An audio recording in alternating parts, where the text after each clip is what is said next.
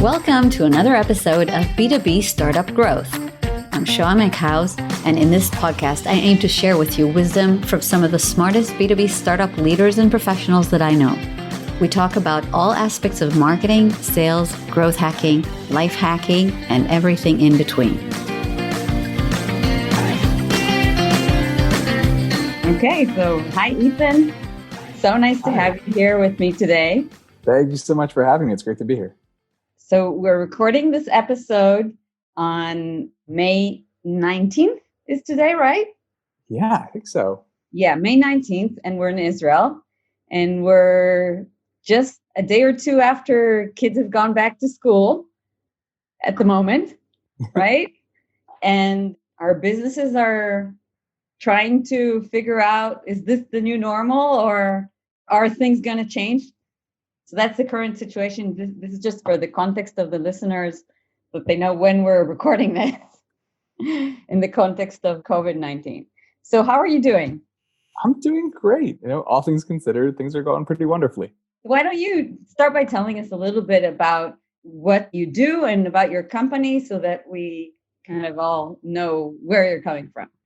Sure. So I'm the VP of marketing for Placer.ai. Placer is a location analytics and foot traffic data platform.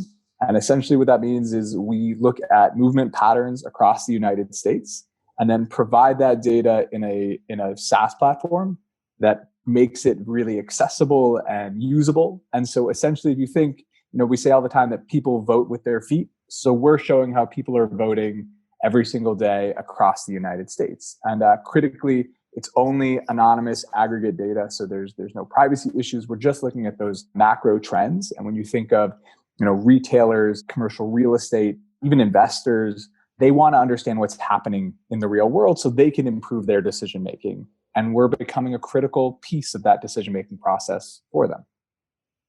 Is it also for municipalities?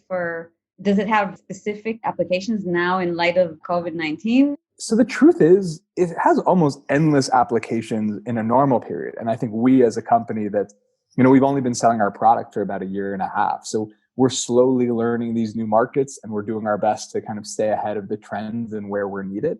And, every day we're having someone reach out from a new space that we didn't realize would gain value from this sector. And so it's a really exciting journey to be a part of. But when you think about kind of COVID specifically, I think the answer is yes, for two reasons. One, we don't know what's happening. It makes it so much harder to make decisions. And even more so when you consider the craziness around us, how important that knowledge is. But then the second issue is it's kind of put on display some of the shortcomings with classic resources for accruing data. So, there are people who would send, human beings to stores across the country to count the number of products on shelves or to, get some rough estimate of is the store busy or not. And that can't happen in an age of social distancing. And it puts on display how outdated some of these practices are, which obviously is good for us when we're coming with an innovative solution.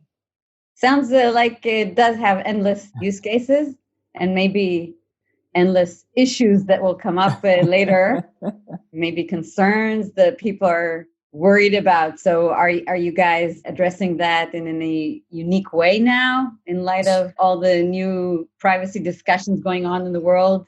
Sure. So I think it's really important that we're a company that we were already GDPR and CCPA, these were already real significant things when we were launching. So it wasn't like privacy was something that surprised us and we needed to shift our entire business model.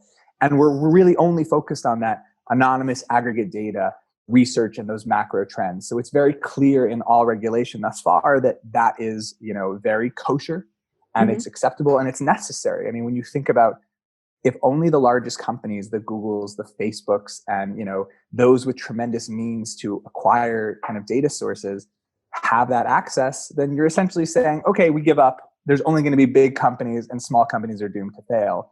When you realize that you can make data accessible and you can make it affordable, all of a sudden you can have this diverse landscape. You can empower growing companies to expand faster. And so not only are we compliant and with all regulations, we'll consistently make sure we're far ahead of the curve. We know that there's a really important good that is provided by data. And that's something that drives our mission. What is the most common use case that you're seeing interest from? So I think our first audience was commercial real estate. And so the biggest use cases there was when you think, people are buying these shopping centers that we visit to go to a Walmart or a Target or a Publix or, any other grocer, Kohl's.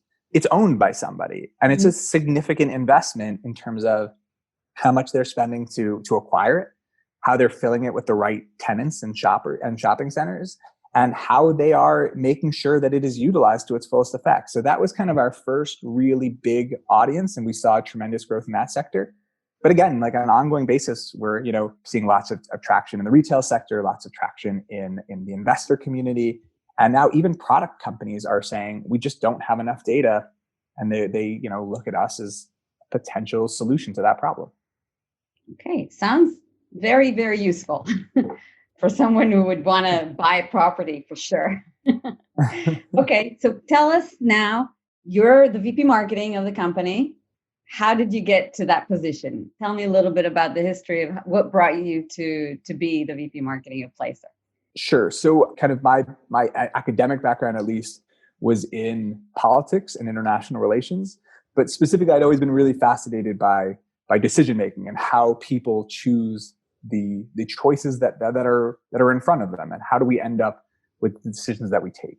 And so, leaving the world of academia, I went into the world of PR, and I ended up at a company called Headline Media, and I spent 5 years there. Had a really unique opportunity to work with some of the best brands in tech in Israel, and learn a lot from some of the leading minds in marketing in the country. And then after that, I went to a company called SimilarWeb that does online data, and also just a tremendous opportunity to learn from some really, really talented people. And then I was kind of trying to think of like what was next. And I did really miss that small company. And I was connected to Noam, who's the CEO of Placer. And we had a lot of discussions of what is the unique opportunity for a data company, and what is the storytelling capacity, and how can you leverage different channels, and how do you build a brand in that space? And we really aligned on vision. We developed a very good relationship. And a few months later, I had the opportunity to join the company and have been here a little over a year now. A really tremendous experience combining those elements. So, PR and data, and also this decision-making process of, why do we do what we do, and what are the key lessons to learn from that? Okay, so you came a year ago to Placer. What was the situation that you found there in terms of marketing? Can you describe a little the team, the strategy that you met when you came in? And then we'll go into what happened after. So I think there's two elements that made me really lucky. And the first was I met my CEO almost a year prior to joining. And so we were already talking about how would, in theory, you do things, if you had the chance. And so there was a really unique level of alignment from day one, which meant that it's not starting and trying to figure out the landscape and what you would do. It's hitting the ground running. And I think the other piece was it was a small company that had a lot of willingness to run when they saw traction. So, we were doing, when I got there, the biggest channel was events, which was still a hugely well-performing channel right up until events stopped being a thing in the world. But the things we wanted to build were, I guess our starting point was always, how do we personify our product? So if Placer as a product could, engage with the world, what would he or she do? I think we said, as a data company, our product is in theory just interested in the world and really interested in how things change, and then providing ideas about like, what do we see and how could you potentially learn from that? And our orientation from the very start was, how do we provide value to people? So, I'm not trying to convince someone to take a demo where I explain to them why what they're doing is terrible and, why my solution is so much better. My process is very different. It's I create, content with blogs or with webinars that are, how do I give you value? I try to bring you to a free product, that's obviously not the full version, but still really strong, so that you can, get some value early, make sure it's something you really want to dive into. And then even our sales process, we have this tremendous sales team who gives these really deep demos based around actual locations in the world. So, you sign on to a call and you say, hey, I want to look at the Target in, Biloxi, Mississippi. And when you do that, it orients the entire marketing and sales process around kind of the prospect and hopefully eventual customer. And I think it changes the interaction. So it removes the feeling like, oh, I'm trying to nag you to get you into a sales process that maybe you don't actually need. But instead, it's kind of, how do we develop a relationship where you're going to want to kind of dig deeper into the process? Right. So you're actually telling us how much you believe in inbound marketing, how much you believe in providing value to the audience first, which of course is a great thing. I don't think many marketers today would disagree with that.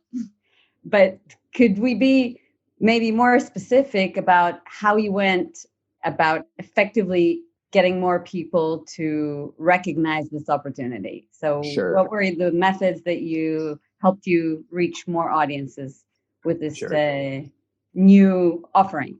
So I think the first piece was we were really oriented towards conferences. So put that aside, like, it's a very demoable product. It allows us to kind of show the value right from the start. There's no games to be played. So it works really well in that setting. I think the other element was we realized that content was going to be a key part of our process. And we wanted to make that a core. And we knew this is something we could do well, we could do consistently, and would really align with what our goals were. And the amazing thing about doing content well is that if you do it, intelligently, it is an asset that will align for a lot of different channels. So it can make your social performance better. It can, give you a channel of PR. It can give you the opportunity to do webinars and kind of gated content. And so we realized that if we do all these pieces effectively, then it's always going to start with that content core. And so by focusing there, it allowed us to get rolling much faster.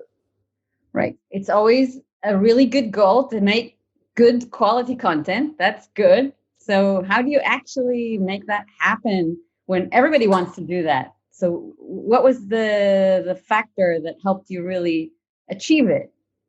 So I think the problem with a lot of the content that you see is that it tends to be somewhere between generic and not helpful. So, there are, look, if I'm a user of product X, I want to understand, here's the 5 steps to doing it better. But if your blog is a whole series of like 6 ways our product makes your life easier, 8 ways this small feature is going to, make you put a smile on your face every day, I think it's so overdone. And what, more specifically, I'm interested, could you think of what was an example of a really good performing asset that you made, like one of your best assets? Could you tell us about it more specifically and why you think it was successful more than other assets? Sure.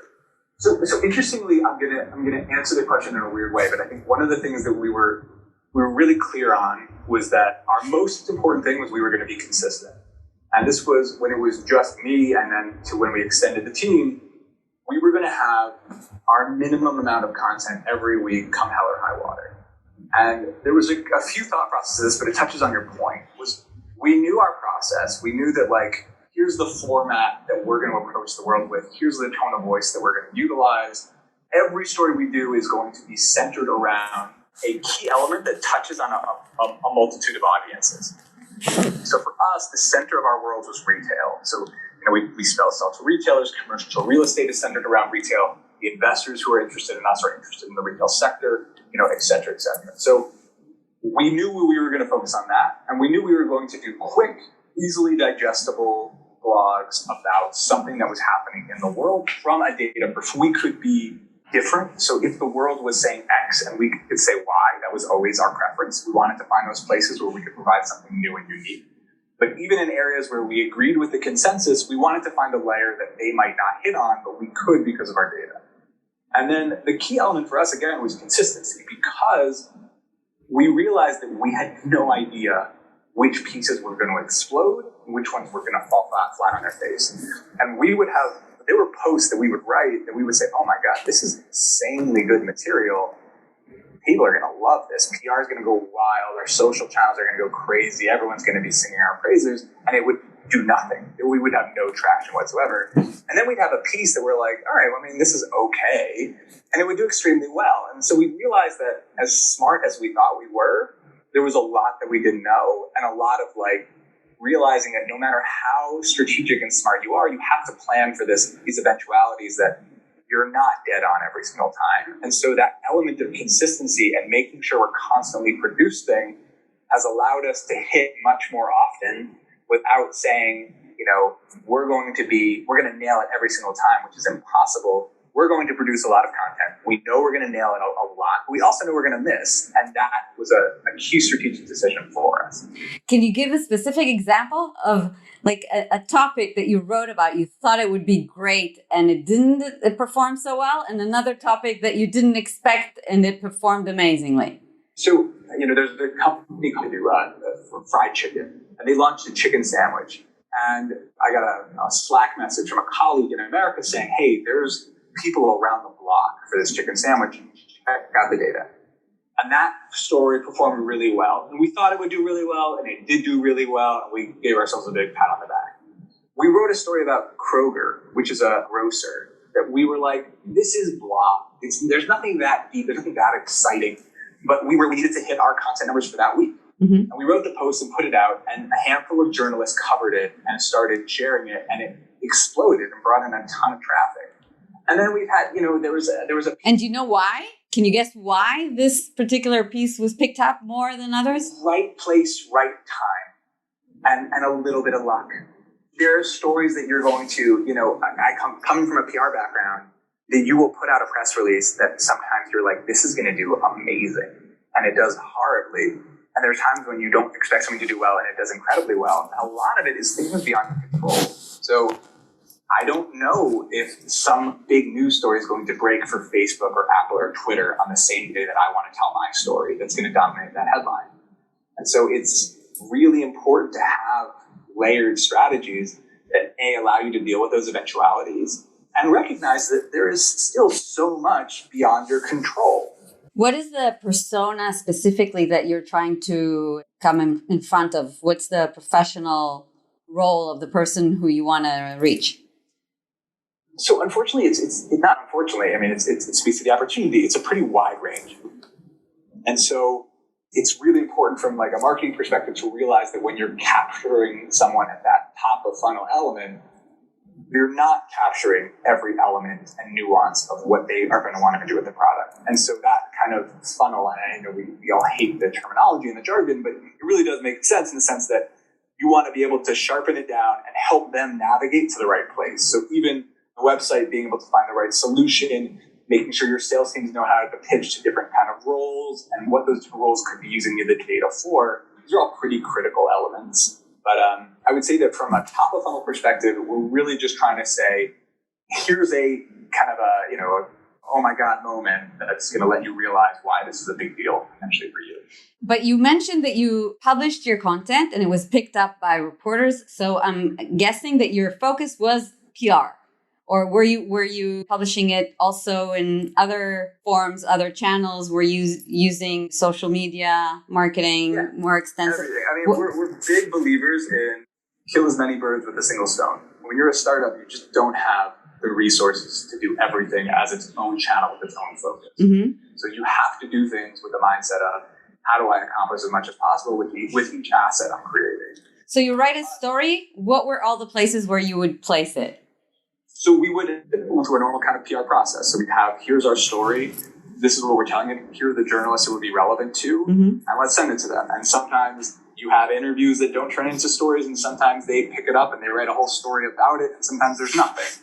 And then we put it on our social channels. And then we'd send it in our newsletter. And then we'd use it as this kind of backbone for webinars that we would create. So we've always been really oriented towards how do we position ourselves to get lucky as often as possible. And I think, even with the degree, and we're talking about, as a company seeing almost 50 to 60 media placements every single month, we still realize that we're not in control of any of that. And we can't guarantee that next month is going to be as good as last month. And so figuring out multiple ways to engage with people is so critical. And I can give you an example. We had a social post that was seen by a major influencer in a sector that we hadn't been super involved in.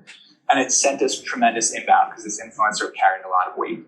And, again, no previous idea that we didn't even know this guy existed. Mm-hmm. So, and then there's a CEO that I really respect and have worked with in the past. And actually, I think he published this, so I can say his name. But Leon Dugmon was the CEO of Dynamic Yield. Published a post once in Fast Company about luck. And he said, luck is absolutely critical. And the steps you're taking are how to increase your chances of getting lucky. And I couldn't agree with him more. And I think this is kind of how we approach a lot of our distribution. And he got very lucky. Got up the whole time. Okay. So you have placed your stories in multiple, PR placements and also on social. Did you also spend some media budgets to promote it on, paid channels?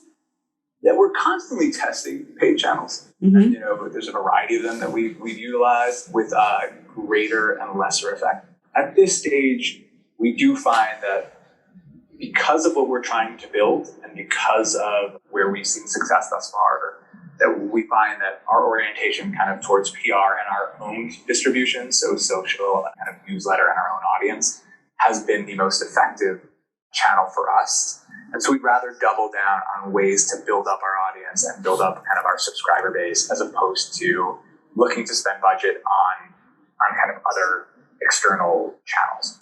But now that I'm sure your near-term event plans have maybe vanished, in light of that, are you looking to replace that channel with other things? For example, maybe paid campaigns or something else? I mean, what are you doing to replace that? Yes and no, right? So yes and no. So one thing is we clearly want our testing. We're constantly testing other channels mm-hmm. to see if they work. Mm-hmm. But if they work incredibly well, I'm not looking to take my event budget that I know is going to bring me, X value and just throw it into something for the sake of doing it. That to me is just not a smart way to spend. Of course. And I think as an organization, let's spend money the right way when we need to, where we need to. And so we know events are really good for us, and we hope they come back soon and everyone's healthy and happy and we can see kind of customers and prospects again in the near future. But if not, it's not like I have a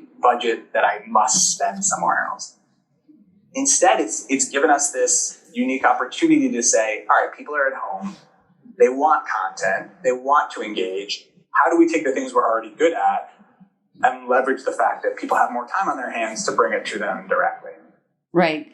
Do you think that virtual events could replace some of your physical events that you're not attending to? Yes, potentially. So it depends on kind of what are the factors that go into them. I think it's a really exciting new channel that's starting to open up. I think there's a lot of bumps on the road being felt. So a lot of people have some really good ideas, but they're combined with some ideas that are less good. And it's creating an overall product that's maybe ultimately. And so we're tracking it really closely and we're testing out our own kind of ideas on the process. But I think it's like with anything else, you can speak to 6 different companies and they're going to find 6 different, you'll do the exact same thing. And they'll find 6 different modes of success because it depends on what skill set of the marketing team, what's the nature of the company, what do they like to spend money on versus what do they not want to spend money on. There's so many different factors that can give you success. So we're kind of looking for it, where we're tracking it closely and trying to understand where we fit into that picture. Cool. So I now think I got a really good picture of what you do in order to handle your top of the funnel, bringing in, people into your subscriber base. Could you talk a little bit more about the middle and lower part of your funnel? What do you do after you bring them in, after you start warming up the relationship with them? How does that work? I mean, sure. So it's, I think we're certainly not reinventing the wheel here. We have a really tremendous product marketing lead, and he does some brilliant work in terms of addressing the things that they need to. And again, here it's how do you hit it top and bottom of funnel. So a lot of the work he's doing is available on the website, but then is also used for targeted, use within prospects who's already signed up. Now, we also have like a brilliant SDR team, and doing business development and sales development. And the work so closely with them, it's a lot about partnership. How do you make sure that those people are empowered to provide, to take that same value orientation further down throughout the experience? So, what's the handoff? Explain the handoff to SDRs in your process. So we bring in the leads when we find someone is ready to engage with kind of salespeople. They kind of check all the boxes we need them to check. Then that handover takes place. So what's the typical threshold to identify that a person is ready for an SDR call?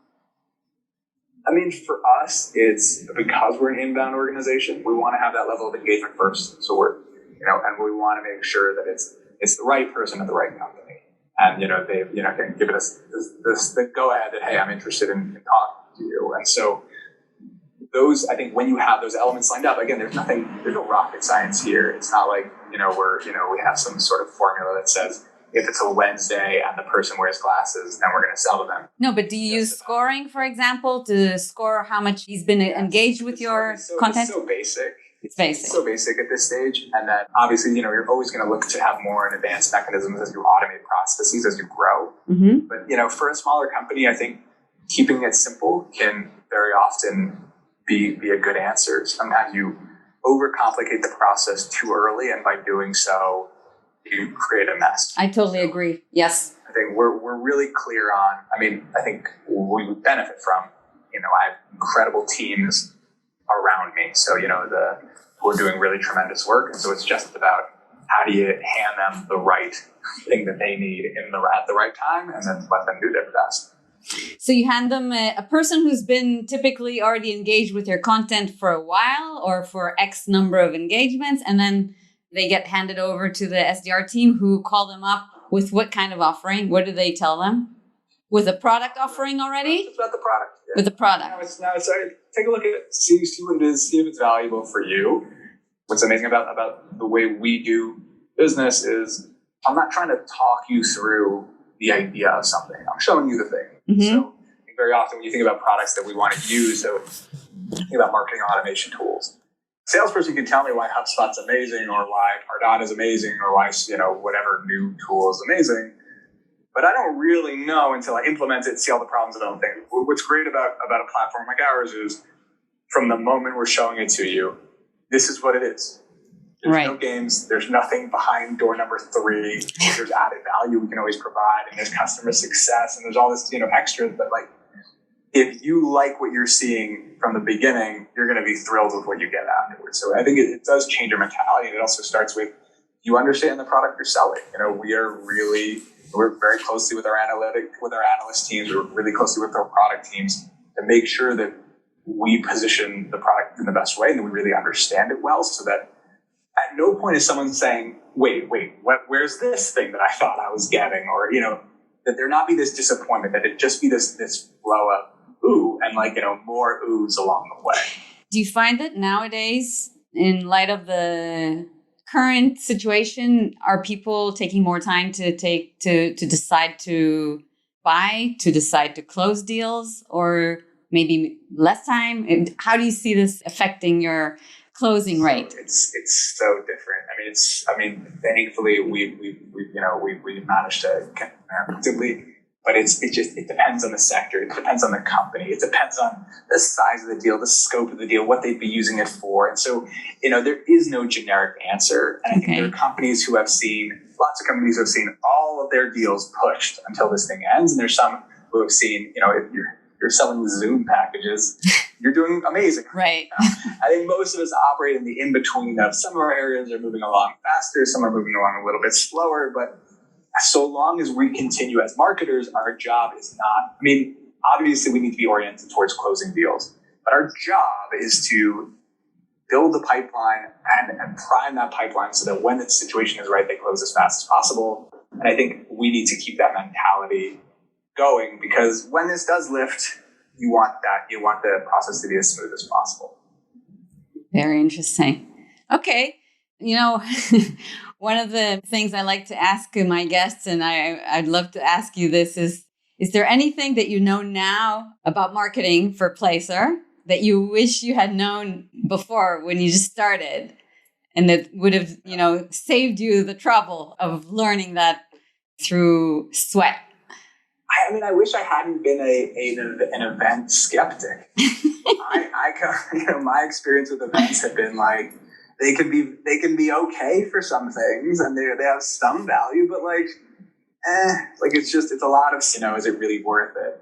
And then for us, it's a hugely valuable channel. It's something we love and we do quite a bit of. And so, what kind of events exactly? Can you specify what are the type of events? So, we go to events. It's in every sector. It's different. But if there's a specific style. There are different styles of events for the investor community, different styles of events for retail or for commercial real estate. So, I think in each one it's its own. But what we find is, understanding the type of product that you have, the ability to kind of talk to someone, to have a conversation, to do it face to face, to show them your product is really valuable. I mean, it's something that we thoroughly enjoy. I think it's also kind of a big tip of the cap to our sales and sales development teams, that they're the type of people that you're going to want to meet at a conference and you're going to enjoy having that 30 to 40 minute conversation with. And I think so it's understanding your strengths. There are other companies that, or other marketers I'll speak to, and events don't work for them at all. And that's also totally fine. I think it's just understanding what are the assets you have and where do they fit best, and trying to do something just because you heard it work for someone else, and then I'm going to make it work, no matter what, is not necessarily the right approach. Is so much more important to say, here are the things I have at my disposal, and how do I use them to the greatest effect? So are you one of those people who are counting the days until we can fly again? I mean, yes, but only because I get to see my kids more. Because I was just telling my husband the other day that until there's vaccine, I'm not getting on a plane. I think that the vaccine is going to come later than the treatment. So I want flights to open up, because I think about, tens of thousands of people, if not more, when you're thinking globally. We're working in, the hospitality sector, or, waitresses and waiters at wet restaurants, or, flight attendants and pilots, and, the people who work at the convention centers. And I want things to go back, because I think that normalcy is important to bringing people's jobs back and to getting this on the right path. I guess the bigger thing for me than how fast we get back is how smart we are when we go back. So I think clearly a lot of us have learned that there are things that are better done at the office and things that are better done at home. And there's certain benefits to flexibility, and there's certain important things that, maybe we weren't doing as just, humans, as like parents, as partners, etc. That I hope that at least as an individual, I hope I maintain when we go back to quote unquote normal. Okay. So just final before we go, I have to ask you, what do you think you want to do when you grow up? It's easy. It's easy for me because I think I've known for a long time. My favorite thing about marketing and about, working at data companies is this diving into how the world works and kind of unpacking it and trying to understand it. And so, I'd love to go back to academia. I'd love to go PhD and get to sit around and be a nerd all day. Wow. Trying to answer questions. So for me, that's the thing that always gets me the most excited, but let's see. Wow. Okay. Good luck. I'm sure you'll have plenty of time for that later. I'm glad that now you're here with us in the business of doing marketing. And it was a pleasure. Thank you so much for sharing. And we'll be in touch. It was great to be here. It was a lot of fun. Thank you. Bye-bye. Take care. You've been listening to the B2B Startup Growth Podcast, bringing you the latest wisdom on marketing, sales, growth hacking, and life as a startup leader. I'm your host, Shoham Eckhaus, and if there is a particular topic that you'd like me to cover soon, please reach out to me on b2bstartupgrowth.com and let me know.